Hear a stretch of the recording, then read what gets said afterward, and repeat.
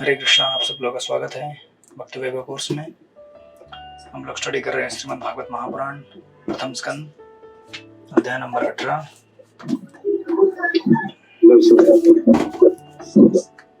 ब्राह्मण बालक द्वारा परीक्षित महाराज को शाप। अच्छा, इनका पंखा चल रहा है।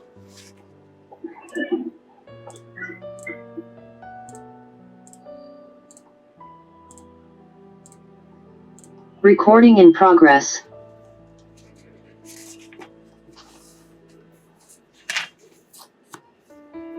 तो हम लोग लास्ट टाइम श्लोक नंबर 36 पे रुके थे।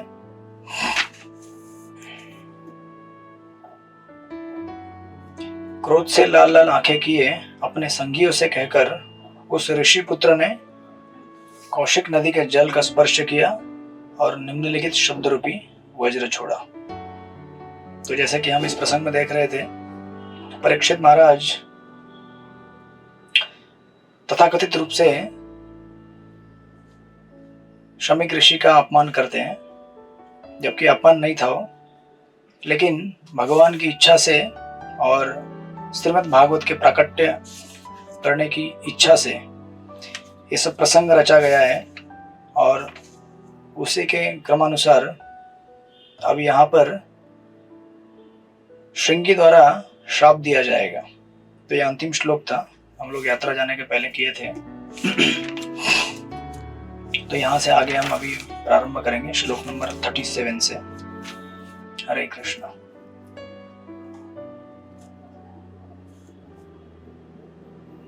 अनुकंपा शक्ति माता जी पढ़ेंगे आप श्लोक नंबर 37 पढ़िए।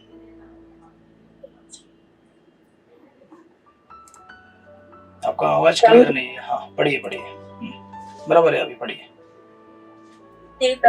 मर्यादा दक्षकः सप्तमे अहनि दंडक्षते स्म कुलांगारम चोदितो में तद्रुहम।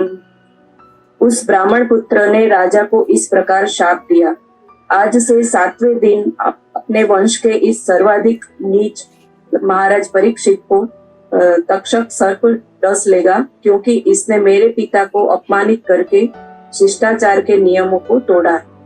हरे कृष्ण। हरे कृष्ण।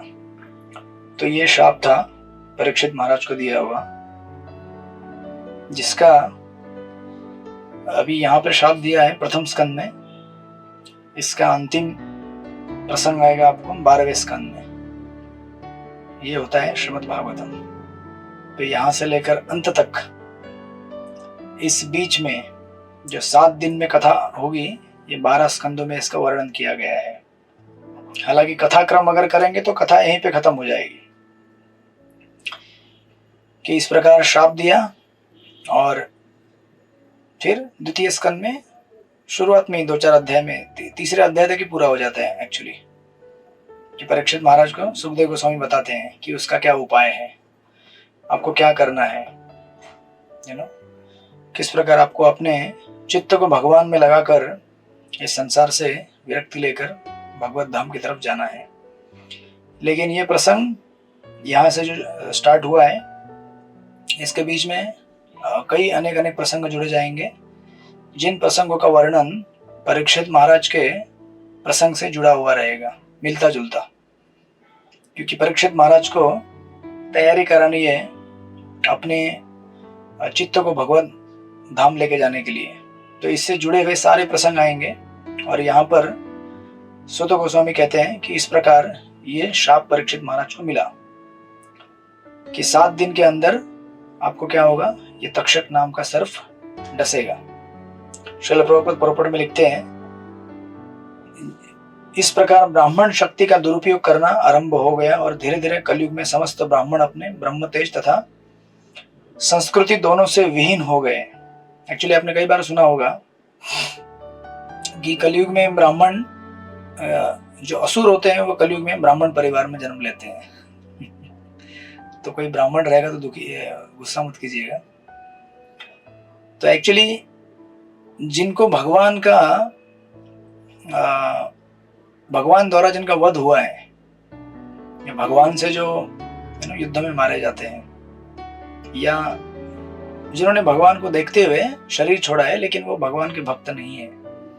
ऐसे असुरों को कलयुग में ब्राह्मण परिवार में जन्म लेने का मौका दिया जाता है ताकि वो उन्नति करें, राइट। ये विधान है, श्रील प्रभुपाद एक लेक्चर में कहते हैं। लेकिन एक्चुअली क्या होता है कि मतलब अगर हमें सेकंड अपॉर्चुनिटी भी मिले लेकिन अगर हम लोग सावधान नहीं है तो हम लोग उसका फायदा नहीं उठा पाएंगे। इसीलिए गीता में जो अर्जुन पूछते हैं कि अगर इस जीवन में अगर हम अपनी भक्ति पूरी नहीं कर पाए तो क्या होगा, तो भगवान कहते हैं कि कोई बात नहीं, अगले जन्म में मौका मिलेगा योग भ्रष्ट के रूप में। सूचनाम क्षमताम गे हैं योग भ्रष्ट संजायते। तो आपका जन्म या तो किसी अमीर परिवार में होगा या फिर किसी वैष्णव परिवार में होगा, लेकिन फिर भी आखिर फ्रीडम तो हमारे पास है ना, स्वतंत्रता हमारे पास है कि हमें भक्ति करना है कि नहीं करना है। तो मौका तो भगवान देते हैं लेकिन उस मौके का फायदा उठाना हमारे हाथ में रहता है। तो इसलिए ये कलयुग में आप देखेंगे कि अनेक जन जो ब्राह्मण परिवार में जन्म लिए हैं लेकिन फिर भी उस परिवार का वो फायदा नहीं उठा पाते। ये अनेक अनेक कारण है उसके। तो उसका शुरुआत प्रभुपाद यहाँ पर लिखते हैं इस प्रकार ब्राह्मण शक्ति का दुरुपयोग यहाँ से शुरुआत हुआ, जिसकी वजह से ब्राह्मणों का तेज और संस्कृति दोनों क्या हो गए, नष्ट हो गए। क्योंकि जिस प्रकार ये ब्राह्मण बालक, प्रभुपाद लिखते हैं, ब्राह्मण बालक ने महाराज परीक्षित को कुलांगार अर्थात वंश का निकृष्ट व्यक्ति समझा, लेकिन वास्तव में ब्राह्मण बालक स्वयं ही ऐसा था, क्योंकि उसी के कारण ब्राह्मण जाति उसी प्रकार तेज रहित हो गई जिस प्रकार विषदंत तोड़ा गया सर्फ, राइट। तो ये एक तुलना कर रहे प्रभुपाद यहाँ पे। और प्रभुपाद आगे लिखते हैं, कली ने सर्वप्रथम ब्राह्मण बालक को और धीरे धीरे अन्य जातियों को जीत लिया। इस प्रकार इस युग में समाज की संपूर्ण वैज्ञानिक व्यवस्था ने दूषित जाति प्रथा का रूप धारण कर लिया है, राइट, जो ऐसी ही दूसरी जाति के लोगों द्वारा उन्मूलित की जा रही है जो कलयुग के वश में है। तो ये एक मतलब भगवान का अरेंजमेंट भी देखा जा सकता है और हमारे लिए एक लेसन भी है कि जस्ट बिकॉज हमें एक ब्राह्मण परिवार में जन्म लेने का मौका मिला तो इसका गारंटी नहीं है कि हम लोग प्रोग्रेस कर पाएंगे। अगर हम लोग अच्छे संघ से नहीं जुड़े रहेंगे तो इनफैक्ट कलयुग में देखा जाता है कि ब्राह्मण लोग ज्यादा भ्रष्ट हो जाते हैं उसके अहंकार होने की वजह से कि हम लोग ब्राह्मण हैं। तो भी जिसको अहंकार होगा उसको क्या सिखा सकते हैं। जिसको कुछ समझ में ही नहीं आता है वो अगर सिखाने जाएंगे उसको तो बोलेगा मुझे कुछ समझ में नहीं आता है, मुझे सिखाइए। लेकिन जिसको पहले से गर्व रहेगा, इसलिए आपने देखा होगा कई बार आप लोग भगवत गीता डिस्ट्रीब्यूशन करते हैं मैराथन में, तो लोग आपको बोल देंगे हमको पहले से पता है सब, हम द्विवेदी हैं, त्रिवेदी हैं, चतुर्वेदी हैं, है ना। द्विवेदी मतलब जिसने 2 वेद पढ़े हैं चतुर्वेदी मतलब 4 वाला, त्रिवेदी मतलब 3 वेद वाला। लेकिन क्या करें, ये सब केवल अपना तथाकथित ज्ञान दिखाने के लिए रहता है। हालांकि इनके पास अच्छा मौका है लेकिन कलयुग का प्रभाव और असत्संग होने की वजह से ये लोग प्रोग्रेस नहीं कर पाते। जिसका यहाँ पे प्रभुपाद लिख रहे हैं कि बिगिनिंग श्रृंगी से हुआ, कलयुग का जो प्रारंभ है ब्राह्मणों का तेज नष्ट होना, ये श्रृंगी ब्राह्मण से उसकी शुरुआत हुई। इसलिए प्रभुपाद लिखते हैं मनुष्य को चाहिए कि वह दूषण के मूल कारणों को देखे और इस व्यवस्था के वैज्ञानिक महत्व को जाने, बिना किसी अवमानना करने का प्रयास न करे, राइट। एंड देन फिर आगे कहते हैं 38 नंबर के श्लोक में, सृष्टिपति को पढ़िए 38।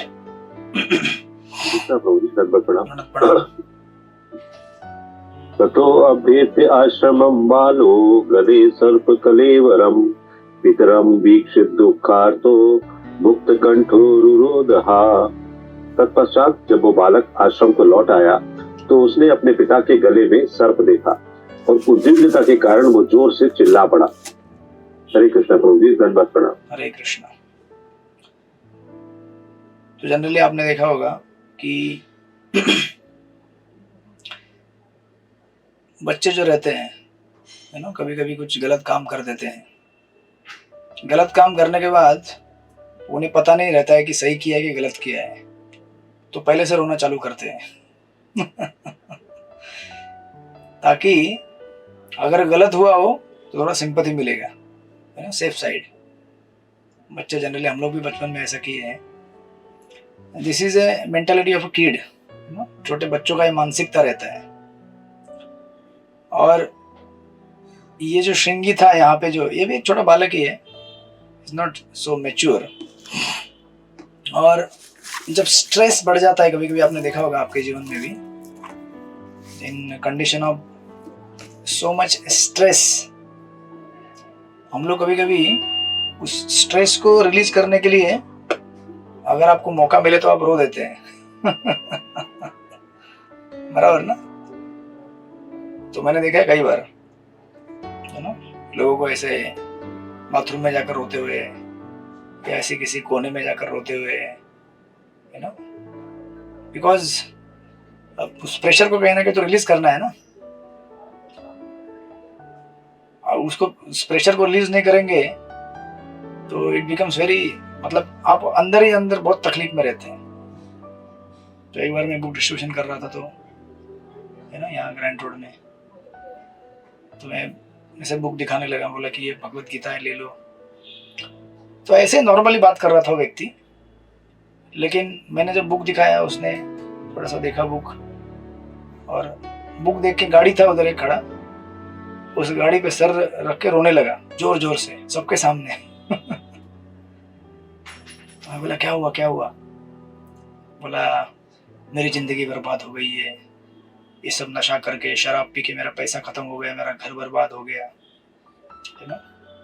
तो ऐसा मतलब यू कैन विटनेस कि कितना स्ट्रेस और प्रेशर रहता है, और उसको रिलीज करने के लिए हमें कोई ना कोई, यू नो, क्या बोलते हैं उसको, एक मीडियम चाहिए।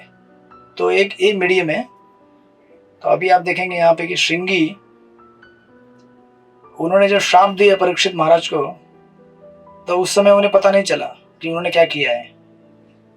लेकिन जब यहाँ पे आ गए घर पे और पिताजी को देखा, है ना, कि उनके गले में सर्प लगा हुआ है, उस सर्प को देखकर रोने लगे। हालांकि पहले ही उनको मालूम पड़ गया था कि मिस्टेक हुआ है हमसे, कि इतने बड़े राजा को हमने श्राप दे दिया, लेकिन उसका ग्रेविटी उनको तब मालूम पड़ा जब घर में आ गए और देखा कि मेरे पिता के गले में जो सर्प डाला हुआ है, ये सर्प तो मृत है, मरा हुआ सर्प है। मतलब परीक्षित महाराज ने ऐसा कुछ किया नहीं था कि जिससे उनके पिताजी को कुछ बहुत बड़ा नुकसान हो। अगर समझो आपने जिंदा सर्प डाल दिया होता गले में तो अलग बात थी, उसको देख के रोना तो अजीब, है ना, सहज है, क्योंकि आप डर जाते हैं, अरे जिंदा सांप, अभी ये पिता को काटेगा, ये करेगा वो करेगा, आप डर जाते हैं, राइट। लेकिन मरा हुआ सांप देखकर रो पड़ना, ये थोड़ा एक अलग ही प्रसंग है। जनरली आप अगर ऐसे देखेंगे तो आप क्या करते हो, उस सांप को उठा के फेंक देते हो और पूछताछ करते कि क्या हुआ पिताजी। लेकिन ये उनको देख के रोने लगा, है ना। इसलिए प्रॉपर यहाँ पे लिखते हैं, वह बालक प्रसन्न तो नहीं हुआ था क्योंकि उसने बहुत बड़ी भूल की थी और वह रोकर मन को हल्का करना चाह रहा था, right, to release the pressure. तो ये एक सहज ह्यूमन इमोशन है, यू नो, इंसान की भावना है, यू नो, जैसे कि मैंने उदाहरण दिया आपको। इसलिए प्रॉपर लिखते हैं, अतएव आश्रम में प्रवेश करके उसने पिता की दशा देखी तो वह जोर से चिल्लाए जिससे उसे राहत मिल सके राइट। मुझे याद है एक बार एक ऐसे कुछ घटना हुआ था यहाँ पे, है ना, बहुत 2-3 साल हो गए, शायद 3-4 साल हो गए। ऐसे ही पुस्तक वितरण का कोई तो महीना चल रहा था, दिसंबर का, और पुस्तक वितरण करते करते मतलब बहुत, यू नो, वो टाइम में टर्नओवर भी ज़्यादा हुआ था, अभी भी रहता है, बट काइंड ऑफ वो टाइम में उतने स्टाफ नहीं थे, अभी थोड़े स्टाफ हो रहे हैं। तो बहुत भागदौड़ होता था, यहाँ से वहाँ, इधर भागो उधर भागो। तो ऐसे एक जगह पे कुछ तो भयंकर हुआ था, यू नो, किताबों का यहाँ वहाँ एक्सचेंज।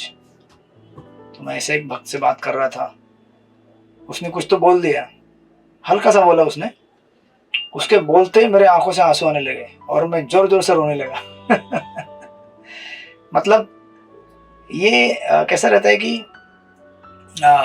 इट्स फोर्सफुल, आप उसको रोक नहीं सकते, you know. Sometimes the emotions are like that, I mean it's a natural human emotion. But यहाँ पे इंटरेस्टिंग ये है कि श्रृंगी जब पिताजी के आश्रम में आता है, अपने आश्रम में आकर पिता को देखता है, तो पिता के गले में सर्प देखकर रोता है। और प्रॉपर उसको लिखते हैं कि ये शायद उसको पता चला तब, प्रॉपर लिख रहे हैं यहाँ पे, लेकिन बहुत देर हो चुकी थी। पिता ने पूरी घटना पर खेद प्रकट किया, जैसे आगे आगे वाले श्लोक में बोलेंगे वो आने वाले। लेकिन श्रृंगी को तब तक मालूम पड़ गया कि एक्चुअली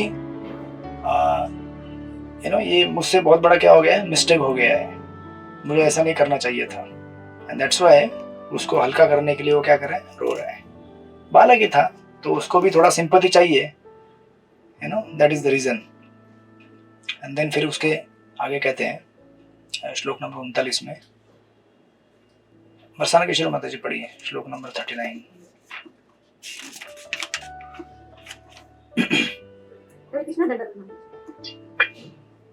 सवांगीरसो ब्रह्मन् श्रुत्वा सुतविलापनम् उन्मील्य शनके नेत्रे द्रष्टा सांसे मृतोरगम।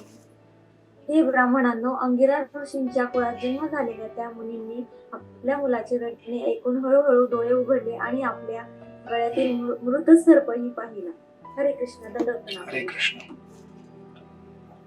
तो श्रील प्रभुपाद अनुवाद में लिखते हैं, अंगिरस मुनि के वंश में उत्पन्न, इसलिए अंगिरसो कहा है, उनके लिनिएज में उत्पन्न है, ब्राह्मण है।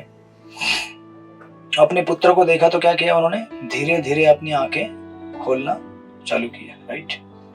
तो अभी इस प्रसंग को यहाँ पर देखकर हमें ऐसा लग सकता है कि अरे जब परीक्षित महाराज जब आए थे और परीक्षित महाराज इतने व्याकुलता से मांग रहे थे पानी, उस समय ऋषि ने आंखें नहीं खोली। लेकिन अभी आंखें खोल रहे ऋषि, जब उनका पुत्र चिल्ला रहा है तो परीक्षित महाराज भी जोर से बोले होंगे ना। जब प्यास लगी है तो ऐसा थोड़ी है कि परीक्षित महाराज बोलेंगे पानी मिलेगा थोड़ा सा, परीक्षित महाराज जोर से बोले होंगे पानी चाहिए, पानी चाहिए, प्यास लगी है। लेकिन परीक्षित महाराज के बोलने पर ऋषि ने आंखें नहीं खोली।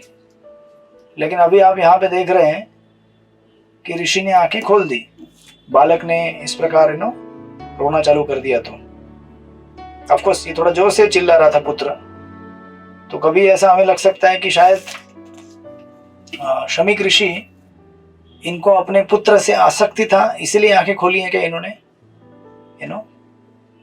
और परीक्षित महाराज से उनको कुछ लेना देना नहीं था, वो तो पराये थे, तो उनसे कुछ मतलब नहीं है। लेकिन ये मेरा पुत्र है तो मुझे बुलाने आया है तो मैं आंखें खोल रहा हूँ, तो ऐसा हमें लग सकता है। लेकिन हमारे आचार्य कमेंट्री में कहते हैं कि ऐसा कुछ नहीं था, कि परीक्षित महाराज ने बोले तो आंखें नहीं खोली, और जब उनका बालक आंखें बोला तो आंखें खोली।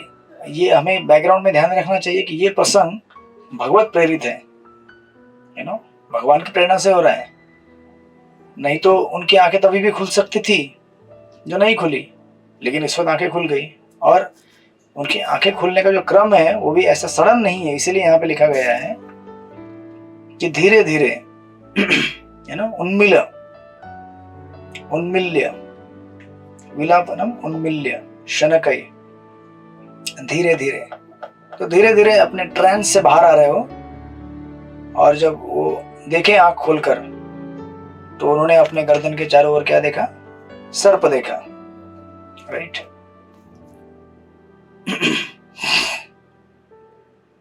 और उस सर्प को देखने के बाद क्या उनका रिएक्शन था, देखिए 40 नंबर में। कन्हैया प्रिया माता जी आप पढ़ेंगे 40। हरे कृष्ण बोली पांचाल प्रणाम। हरे कृष्ण। विसज्जे तस्य प्रपच्छ तस्य तस्मादिरोदशी केन वाते अपततम इति उक्त सा निवेद्यत।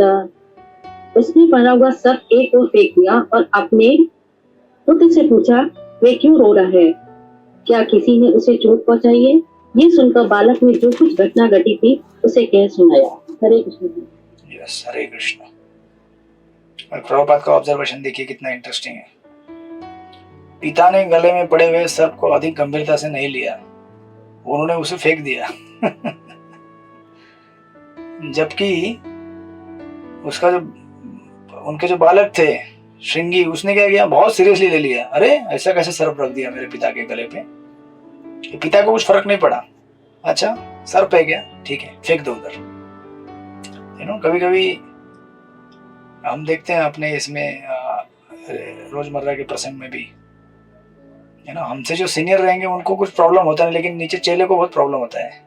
अरे ऐसा कैसे कर दिया हमारे गुरु के साथ। है ना, हम देखेंगे कभी कभी। तो यही प्रसंग यहाँ पे आया है सिमिलर। उन्होंने कुछ ज्यादा उसको सीरियसली लिया नहीं, जस्ट उठाया फेंक दिया और पूछने लगे अपने पुत्र से कि भाई क्या हुआ है, आपको कुछ हुआ क्या, किसी ने कुछ मारा क्या, किसी ने चोट पहुंचाया क्या, राइट। और इसके उत्तर में उसने सब कुछ बता दिया जो घटना पूरा घटा था। और प्रभुपाद पर्पण में लिखते हैं, वास्तव में महाराज परीक्षित से कोई बड़ी भूल नहीं हुई थी, लेकिन अल्पज्ञ पुत्र ने उसे गंभीरता से लिया और कली के वश में होने से उसने राजा को शाप दे दिया। इस प्रकार उसने एक सुखद इतिहास के अध्याय का अंत कर दिया, राइट। तो ये सब भगवत प्रेरणा से हो रहा है, और इस सुखद इतिहास का अंत भी इसीलिए हुआ ताकि हम भी जान सके कि हम लोग कहाँ पे हैं। कभी कभी भौतिक जगत में अगर सब कुछ ब्लिसफुल हैप्पी चलता रहे तो हम लोग नहीं जान पाते कि हम लोग कहाँ हैं। इसीलिए कभी कभी भगवत प्रेरणा से या फिर युग चक्र के हिसाब से घटनाएं होती है जो हमें अपने जीवन को गंभीरता से देखने के लिए मजबूर करती है, राइट। क्योंकि कभी कभी लोग पूछते हैं कि अरे अब सतयुग अच्छा था तो फिर कलयुग क्यों आया, बराबर। आपको भी पूछा होगा किसी ने कि जब अच्छे लोग अगर रूल करते हैं तो अच्छा ही होता है, तो फिर बुरे लोग क्यों रूल करते हैं? तो उसके अपने अपने कारण है, अनेक कारण। उसमें से युग चक्र, युग परिवर्तन में कली का आना भी एक भगवान की योजना ही है, ताकि हम लोग सीख सकें कि भौतिक जगत में हम लोग हैं और यहाँ से बाहर निकलने के लिए हमें इम्पेटस भी मिले, राइट। तो जहां तक हो सके संभव हम लोग अच्छा बनाने का प्रयास करते हैं, नहीं ऐसा नहीं, लेकिन हमें ये जानना चाहिए हमेशा कि हम लोग किस जगत में कहां पे हैं। तो इस प्रकार जब ये शाप सुने उन्होंने, शमीक ऋषि ने अपने पुत्र ने दिया हुआ, तो इस प्रकार आगे फिर बोलते हैं 41 श्लोक में। विमल मधुमती माता जी पढ़िए 41। हरे कृष्ण प्रभु जी, दंडवत प्रणाम। भीषमे शब्दम अर्थात अहरम नरेंद्रम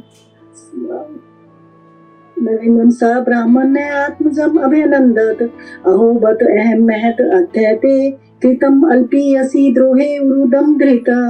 पिता ने अपने पुत्र से सुना कि राजा को शाप दिया गया है, यद्यपि उसे इस प्रकार दंडित नहीं किया जाना था क्योंकि वह समस्त मनुष्यों में श्रेष्ठ था। ऋषि ने अपने पुत्र को शाबाशी नहीं दी, अपितु उल्टे वह ये कहकर पछताने लगे, हाय मेरे पुत्र ने कितना बड़ा पाप कर्म कर लिया, उसने एक तुच्छ अपराध के लिए इतना भारी दंड दे दिया है। हरे कृष्ण। हरे कृष्ण। तो शमीक ऋषि ये सुनकर प्रसन्न नहीं हुए, राइट, क्योंकि वे जानते थे परीक्षित महाराज के बारे में, और जो राजऋषि थे उनकी महत्ता को जानते थे, कितना महत्व है उनका। तो आप देखेंगे ये प्रसंग जैसे रामायण में आता है, कैकेयी उसको लगता है कि मैंने भरत के लिए बहुत बड़ा क्या किया है, बहुत बड़ा त्याग दिया है और बहुत बड़ा राज्य उसके लिए बना के रखा है। लेकिन जब भरत आते हैं तो उल्टा उसको गाली देते हैं, बोलते तुमने तो क्या कर दिया, पूरे संसार का वाट लगा दिया। तो वही यहाँ पे हुआ।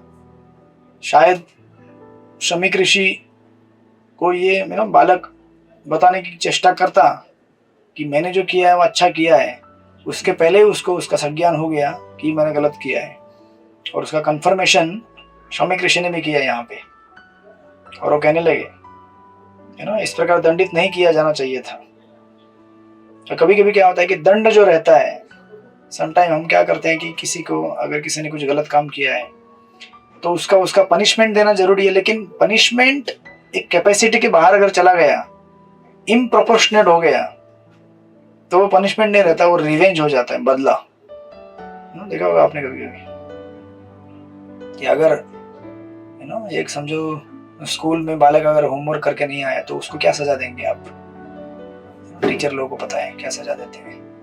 आप थोड़ा सा छड़ी मारेंगे उसको, आजकल मारते कि नहीं पता नहीं मुझे, मारते क्या? बरसा नहीं मारते, अच्छा डांटते थोड़ा सा उसको। तो अभी थोड़ा सा डांटना मतलब उसके लिए पनिशमेंट समझा जाएगा। छड़ी मार दिया तो फिर आपको बोलेंगे रिवेंज हो गया है कुछ तो किया है इसने, या फिर कम फीस दिया, या फिर कुछ भी उसको जोड़ सकते हैं आप। तो पनिशमेंट समटाइम अगर जरूरत से ज्यादा दी जाए तो उसको रिवेंज कहा जाता है। जस्टिस वर्सेस रिवेंज, ये जस्टिस जो रहता है कि न्याय होना चाहिए तो न्याय होना चाहिए, लेकिन उससे ज्यादा अगर आप तकलीफ दें उसको तो मतलब आप पुराना कुछ तो बदला ले रहे हैं, ऐसा लोग कहते हैं, राइट। तो वही यहाँ पे राजा शमिक ऋषि समझाने का प्रयास कर रहे हैं उनको। प्रॉपर लिखते हैं, राजा समस्त मनुष्य में श्रेष्ठ होता है और वह ईश्वर का प्रतिनिधि होता है, और उसे उसके किसी भी कार्य के लिए निंदित नहीं किया जाना चाहिए। दूसरे शब्दों में राजा कोई त्रुटि नहीं कर सकता। तो ऑफकोर्स प्रभुपाद का ये क्लासिक पर्पट है, ये लाइन हमेशा कई जगह पे आपने देखा होगा, the king can do no wrong. लेकिन ये उन राजाओं को एप्लीकेबल होता है जो वैदिक सिद्धांतों का पालन करते हैं। अभी आप इस स्टेटमेंट को किसी के भी ऊपर अप्लाई नहीं कर सकते हैं। या तो आप बोलेंगे कि राजा कुछ गलत नहीं कर सकता, तो आजकल के राजा तो आपको पता है कैसे गलत में से थोड़ा सा एक अच्छा करते हैं।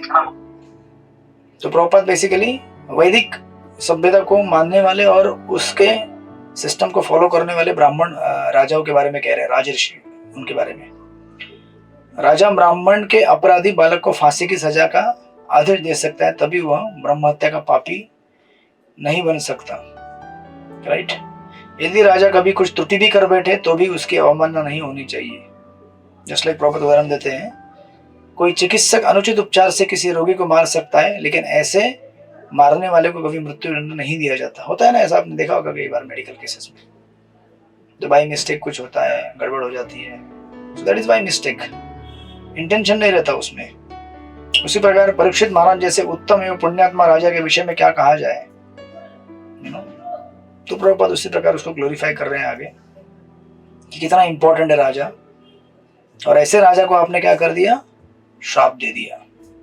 लास्ट पर्पट में प्रभुपाद लिखते हैं पैराग्राफ में, चूंकि शमिक मुनि एक अनुभवी श्रेष्ठ ब्राह्मण थे, अतः उन्होंने अपने इस अधर्म पुत्र के कार्यों का समर्थन नहीं किया, अपितु अपने पुत्र के किए हुए पर वे पश्चाताप करने लगे, राइट।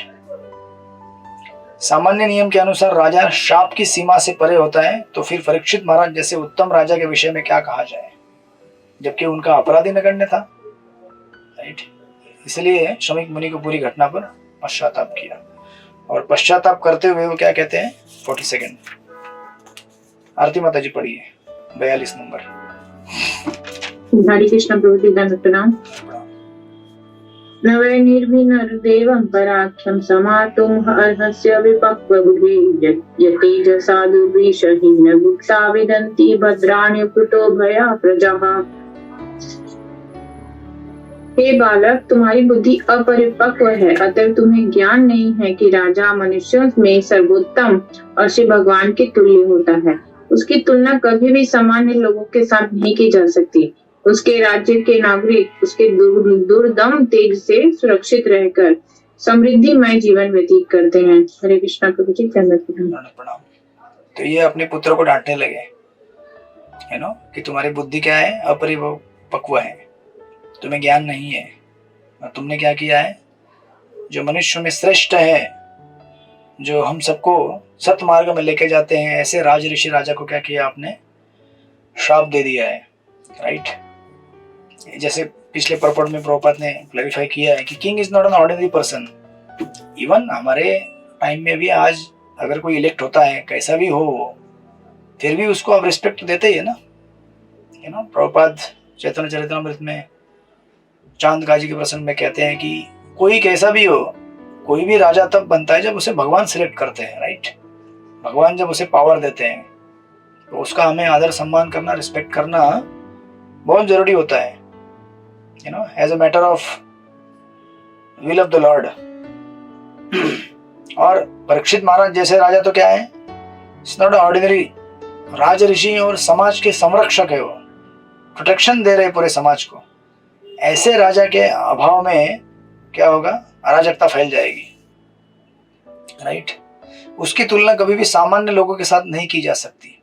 इसलिए आपने कभी भी देखा होगा पॉलिटिकल फील्ड में भी जब कभी कभी कैदी बनाए जाते हैं, पॉलिटिकल प्रिजनर्स, तो उनके लिए अलग घर बनता है, अलग प्रिजन हाउस रहता है भाई, जस्ट बिकॉज वो स्टेटस में वो लोग रहते हैं, तो उनको उस स्टेटस के हिसाब से रिस्पेक्ट करना is general code of conduct.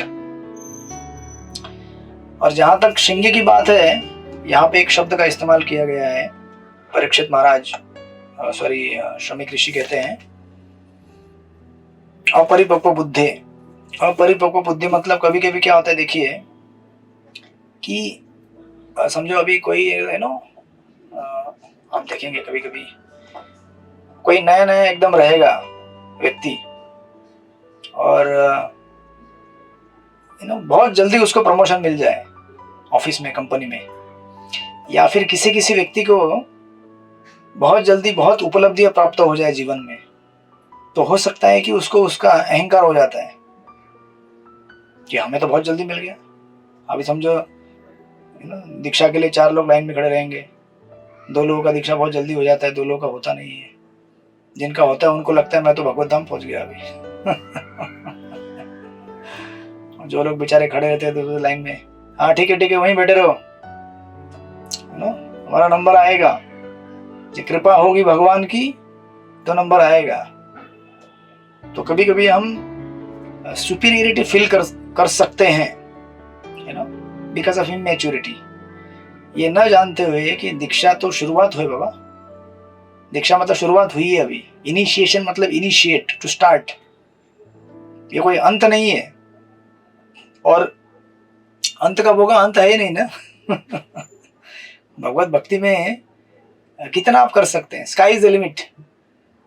आपके भक्ति के लिए मतलब कोई अंत है नहीं, कितनी सेवा करेंगे आप।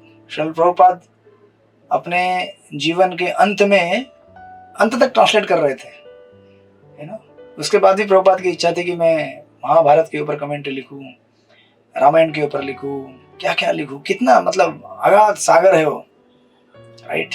हम तो उनकी तुलना में क्या क्या कर सकते हैं, कितना कर सकते हैं। लेकिन कभी कभी ऐसा होता है, अभी जैसे ब्राह्मण बालक था, वो तो नया नया बालक था, मंत्र सीखा होगा, और वो टाइम के ब्राह्मण बालक मतलब ऐसे ऑर्डिनरी बालक नहीं थे, उसने मंत्र टेस्टिंग भी किया होगा। अभी नया नया बालक मंत्र सीख गया तो थोड़ा उसको एकदम ऐसा लगता है ना अपने को, कभी कभी कुछ अगर आप चीज सीख के आ गए तो आपको भी लगता है अरे थोड़ा सा एकदम आज पावर आ गया मेरे अंदर। और वो पावर अगर हमने ठीक से इस्तेमाल नहीं किया उसका हम गलत उपयोग भी कर सकते हैं। जैसे समझो अगर किसी व्यक्ति को जो ज़्यादा सेंस कंट्रोल नहीं है या फिर परिपक्व नहीं है, उसको अगर प्रसादम का इंचार्ज बना दिया जाए, सर्विंग का, वहां कह रहे हैं, उनको अनुभव है, तो क्या करेगा वो? 50 गुलाब जामुन बांटने रहेंगे, 25 अपने जेब में रख देगा साइड में किधर, तो या फिर पार्शियलिटी करेगा, जो अपने लोग आएंगे उनको बोलेगा चलो चलो आप 2, बाकी लोगों के लिए 1। I mean, anything can happen if we are not mature and we have the power. मतलब मैच्योरिटी नहीं है लेकिन पावर आ गया हमारे हाथ में, दैट्स द प्रॉब्लम। इसीलिए बड़ी सावधानी से और समझ के साथ वैदिक काल में पावर का ट्रांसफर होता था। ऐसे हैफेजर्डली पावर नहीं दिया जाता था किसी को भी, बड़े सोच समझ के। ये आलतू फालतू लोगों के वोटिंग से इलेक्ट नहीं किए जाते थे लोग। जब लोग ही शूद्र हैं तो इलेक्ट किसको करेंगे? शूद्र को ही करेंगे ना।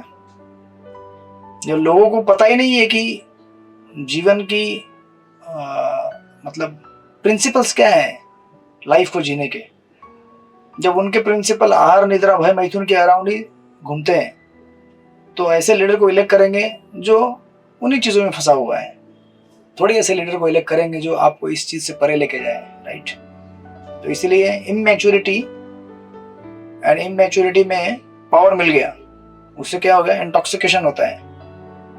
एक तो इंटॉक्सिकेशन होता है कि मुझे कुछ मिला है, मैं थोड़ा सबसे अलग हूँ, और दूसरा प्रॉब्लम होता है कि हम एक पर्टिकुलर जात से आते हैं। तो ये ब्राह्मण बालक ब्राह्मण कम्युनिटी को बिलोंग करता था, तो इसको लगा कि अरे मैं तो थोड़ी ऐसे ये सब, क्योंकि उसने पहले ही बोला था ना परीक्षित महाराज को, वॉच डॉग, कि क्षत्रिय लोग कैसे हैं, एक पालतू कुत्ते की तरह हैं जो हमारे दरवाजे पे भीख मांगने के लिए आते हैं। क्योंकि पहले से अहंकार था कि मैं ब्राह्मण हूँ, ये तो क्षत्रिय है, और दूसरा अहंकार कि मुझे सब कुछ मिला है। जैसे तमाल कृष्ण महाराज कहा करते थे कि इस्कॉन के डिवोटीज को कभी समझना नहीं चाहिए कि वो दुनिया के लिए गिफ्ट है। कभी कभी हम लोग समझ बैठते हैं कि मैं गिफ्ट हूँ इस पूरे संसार के लिए, मैं उद्धार करने आया हूँ संसार का, we feel I am superior. क्या मालूम है इन लोगों को, कुछ मालूम नहीं है, क्या खाते हैं ये लोग, कैसे जीते हैं। तो ये हमारा ग्लोरी श्रील प्रभुपाद की वजह से, हमारा क्या औकात है। हमको तो ठीक से 4 नियम पालन करने में और 16 माला करने में हरिबोल हो जाता है। आधा जीवन तो पूरा उसमें स्ट्रगल करके चला जाएगा। भगवान के बारे में सोचने का तो विषय छोड़ दीजिए, संघर्ष करते रहिए, जपा करना और भक्तों का निंदा न करना। कभी अगर रिकॉर्ड देखें ढूंढ के निकाल के, पिछले कितने दिन पहले मैंने किसी भक्त का निंदा किया था, तो वो दिन आएगा ही नहीं। मतलब नहीं किया था ऐसा दिन आएगा ही नहीं। आज ही के दिन में, आज 4 घंटे पहले 2 घंटे पहले ही निंदा किया था आएगा आपके सामने। तो हम लोग मतलब अगर इस प्रकार ये ना सोचे कि हम लोग संसार का उद्धार करने के लिए अवतरित हुए हैं, जबकि संसार का उद्धार करने के लिए श्रील प्रभुपाद आए हैं, हम लोगों को उन्होंने शरण दिया है, हम लोग उनके आश्रय में हैं। We not feel the superior. जैसे कि यहाँ पे ये ब्राह्मण बालक अपने आप को सुपीरियर समझ रहा है। एक्चुअली भक्तिविनोद ठाकुर का वो भजन आपने सुना होगा। भक्तिविनोद ठाकुर कहते हैं, सकल सम्मान करितो शकति देहो यथा यथा। भक्तिविनोद ठाकुर कहते हैं कि मुझे शक्ति दो। दूसरों का सम्मान करने के लिए भी क्या चाहिए, हमारे पास शक्ति चाहिए। सम्मान पाने के लिए तो हम लोग बहुत आसानी से ये कर देते हैं, बट दूसरों का सम्मान अगर हमें करना है तो कितना स्ट्रेंथ चाहिए हमारे पास, कितना करेज चाहिए, कितना पावर चाहिए। ये इतने आसानी से नहीं होता है। दूसरों की स्तुति करना, उनका सम्मान करना, ये बहुत बड़ा शक्ति लगता है उसके लिए। Because then we have to overcome our own weakness, right. हमें अपनी कमियों को सामने रखकर, इसीलिए एक सुंदर यहाँ पे पॉइंट ऐड करते हैं चैतन्य चंद्र, कहते हैं कि don't get offended by others. Generally हम लोग क्या होता है, एक तो होता है कि हम किसी को ऑफेंड करेंगे, राइट, और दूसरा होता है कि अरे मैं ऑफेंड हो गया, 4 दिन बात नहीं करूंगा मैं, अभी जाओ, मेरा ऑफेंस हो गया, ऑफेंस हो गया। अगर हम ऐसा सोचने लगे कि मेरा ऑफेंस हो गया है, how can you dare to offend me, I am a devotee. अरे तू कौन सा डिवोटी है यार। जो ऑफेंस ले वो डिवोटी थोड़ी होता है। लेकिन कई बार हम लोग क्या करते हैं, ये एक उसका रिवर्स साइड हमने लिया है। इस्कॉन में हमने बहुत सुना है ना, वैष्णव अपराध, वैष्णव अपराध, वैष्णव अपराध। तो हम सोचते वैष्णव अपराध नहीं करने का, नहीं करने का, नहीं करने का। अच्छा उसने मेरा वैष्णव अपराध किया, ऐसे कैसे मेरा अपराध कर दिया उसने। मैं अभी भगवान से प्रार्थना करूंगा, मैं गुरु महाराज को बोल दूंगा मेरा अपराध किया उसने, राइट। तो ये भी एक साइड है जिसको हमें we have to take care. किसी ने कुछ कह दिया, कुछ बोल दिया, जैसे यहाँ पे परीक्षित महाराज ने कुछ कर दिया, तो श्रृंग को ये नहीं सोचना चाहिए था कि अरे ऐसा बड़ा अपमान हो गया मेरा, मेरे पिता का अपमान हुआ। आपको जाके पहले सिचुएशन, सर्कमस्टेंस देखना पड़ेगा कि किस स्थिति में क्या हुआ है।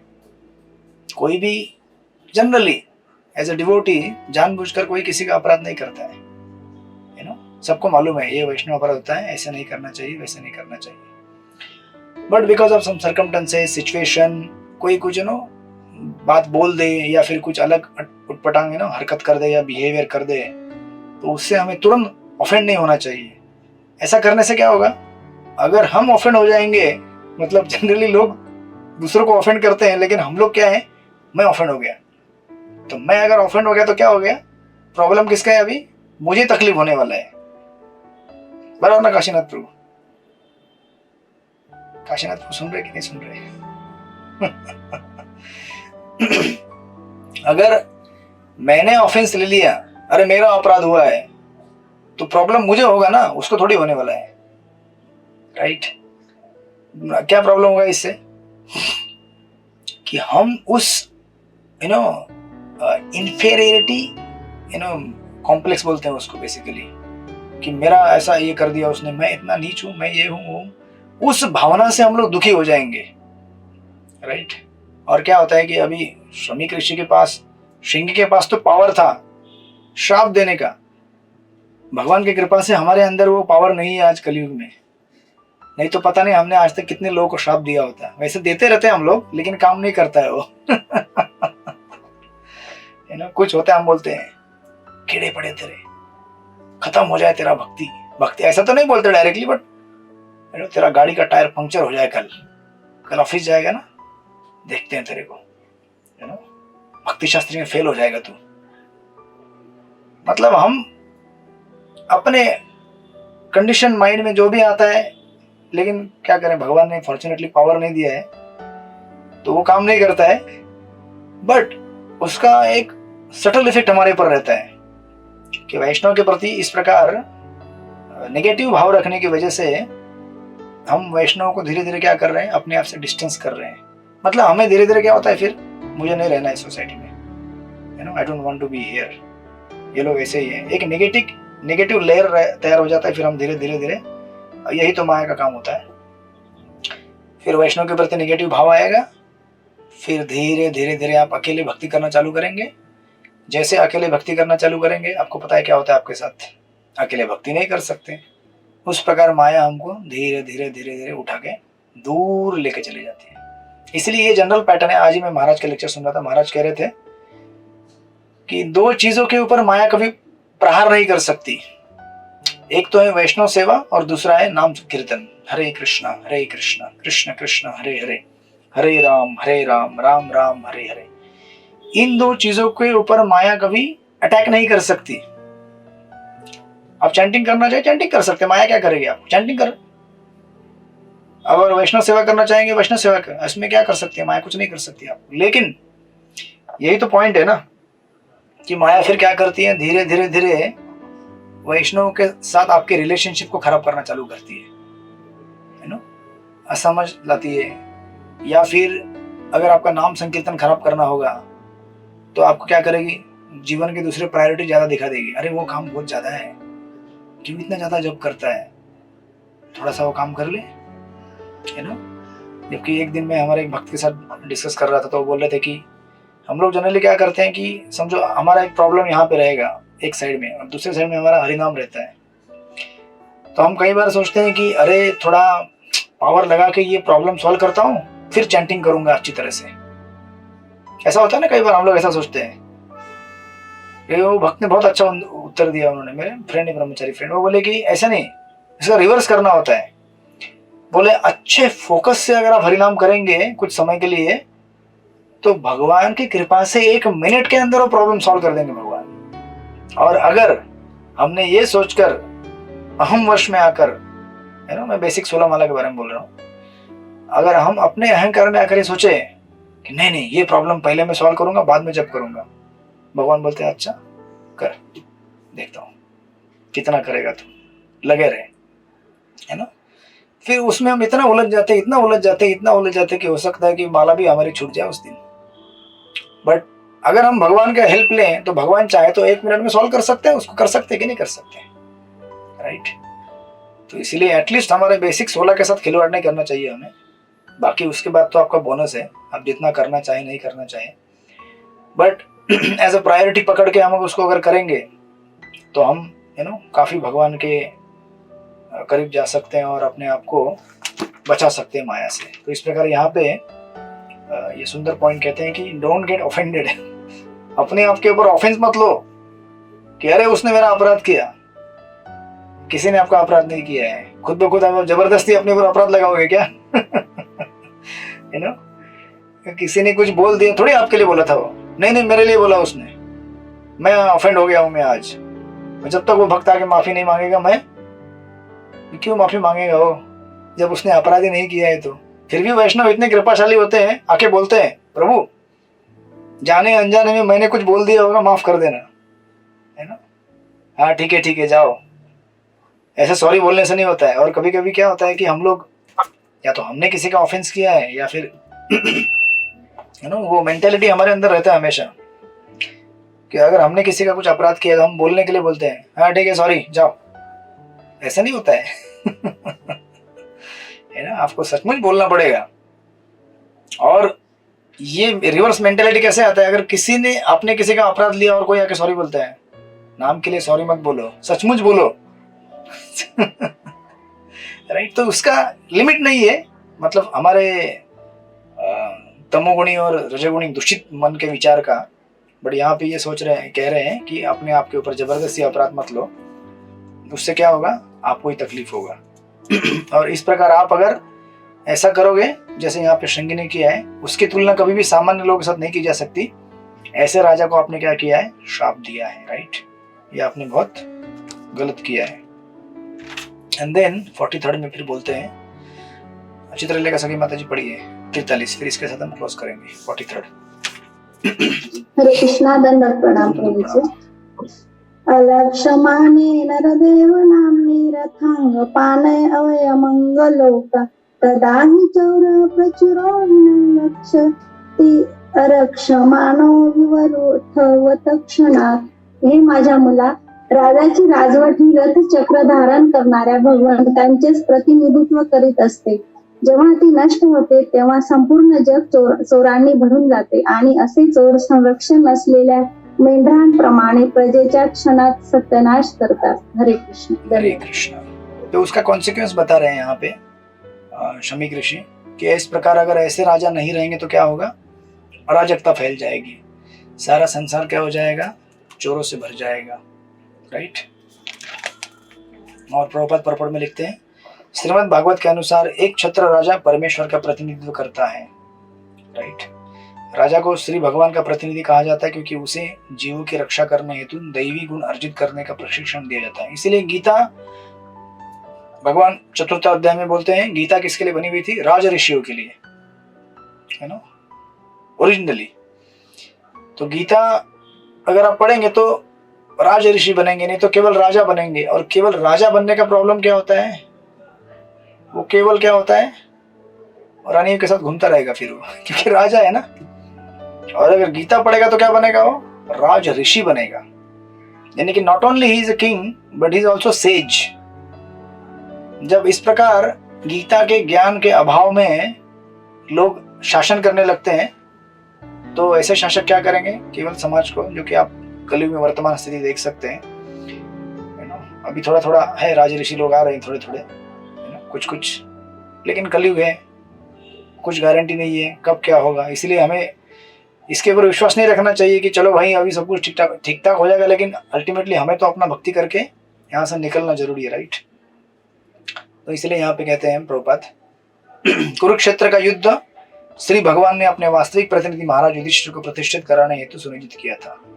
राइट, इसी प्रकार गीता में भी उन्होंने बोला है कि ये जो शिक्षण है ये किसको दिया है, राजाओं को दिया है। क्योंकि राजाओं का कर्तव्य केवल हमारे शरीर को बचाने का नहीं होता है, जो कि आज वर्तमान स्थिति ऐसी है कि लोग क्या करते हैं, केवल शरीर को बचाने के पीछे लगे हुए हैं। आज की जो शासन प्रणाली है वो क्या करती है, अरे अच्छा कपड़ा मिलना चाहिए, खाना मिलना चाहिए, नौकरी, कपड़ा, लेकिन आत्मा का क्या, लोगों को काम, क्रोध, लोभ, मोह, इससे कौन बचाएगा।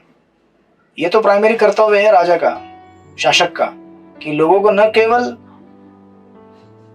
उनके बेसिक नीड को फैसिलिटेट करे बट उनके आत्मा का भी भरण पोषण करे। अदरवाइज केवल शारीरिक जरूरतें पूरा करें लेकिन आत्मा तो भूखा ही रहेगा ना। और उस भूख प्यास में बेचारा क्या है, जन्म जन्मांतर भटकता रहता है।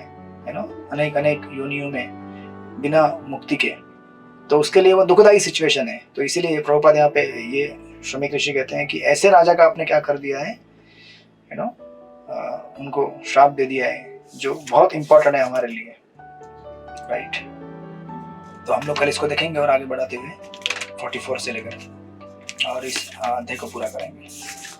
अभी आप लोगों को मैंने 12वें अध्याय का प्रश्न दिया है, 13वें के मैं बना रहा हूँ, आप लोग पढ़ाई चालू कीजिए। इसकी जल्दी हम एग्जाम करेंगे, 12-13 दोनों एक साथ, ठीक है। हरे कृष्णा। श्रील प्रभुपाद की। हाँ पूछिए।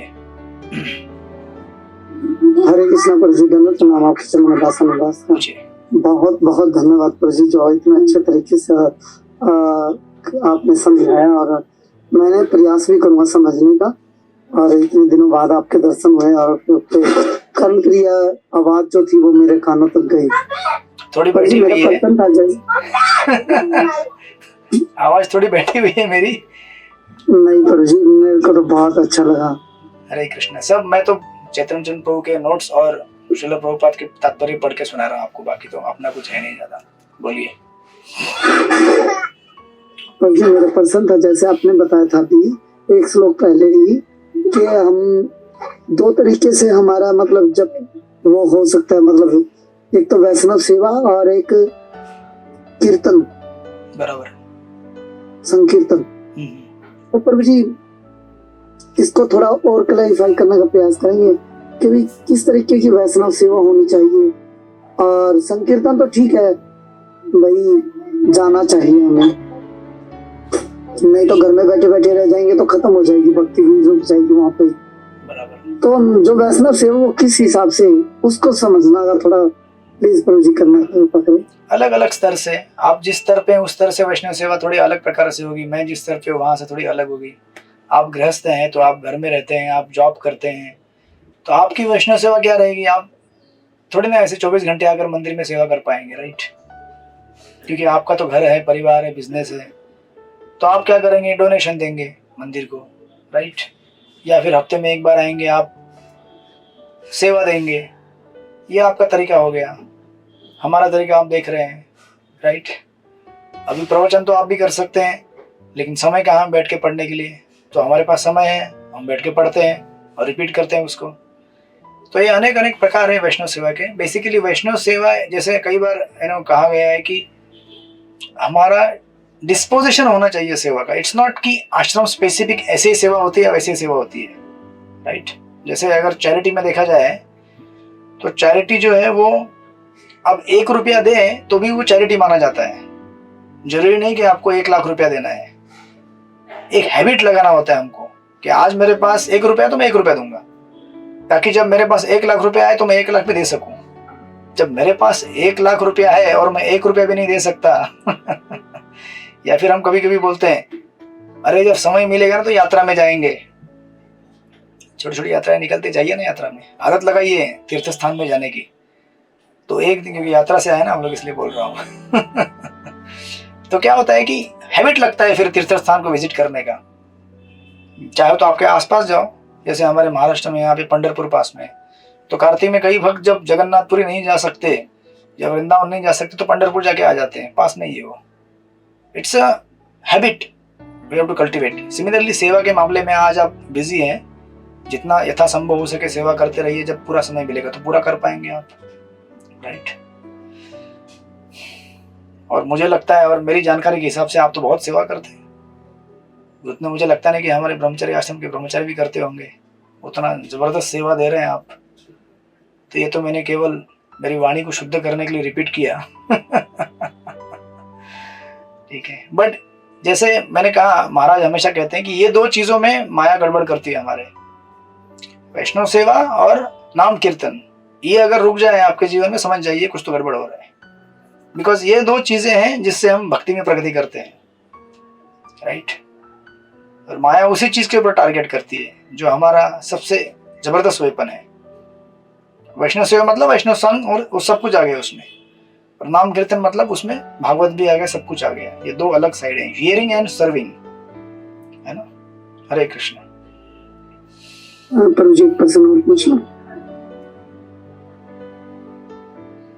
पूछिए पूछिए। सॉरी प्रभु जी, आपसे इतना समय नहीं, पूछिए, पूछिए। ले रहा हूँ आपका, उसके लिए माफ कीजिएगा। प्रभु जी, जैसे आपने बताया था कि ना, कई बार हमें भी लगता है कि हमें उसके प्रति अपराध कर दिया, हमने उसके प्रति अपराध कर दिया, या वो मुझसे बोलता नहीं।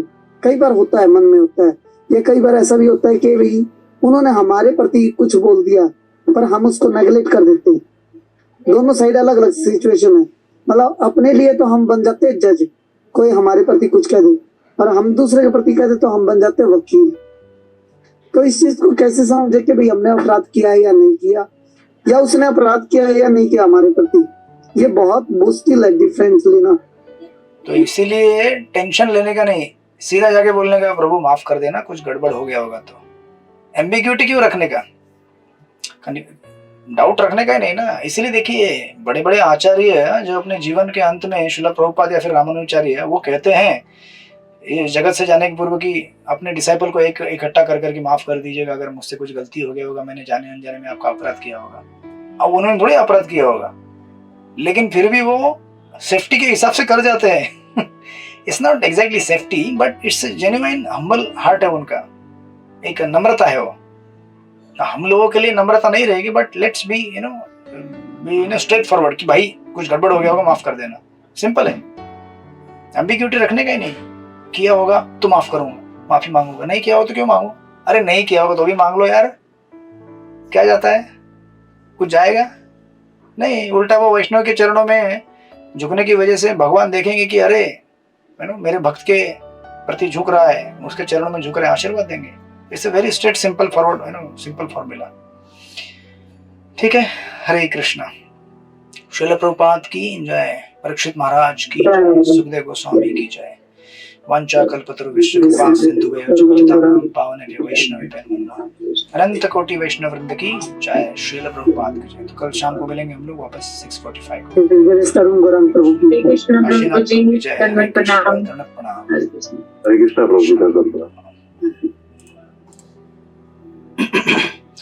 हरे कृष्ण।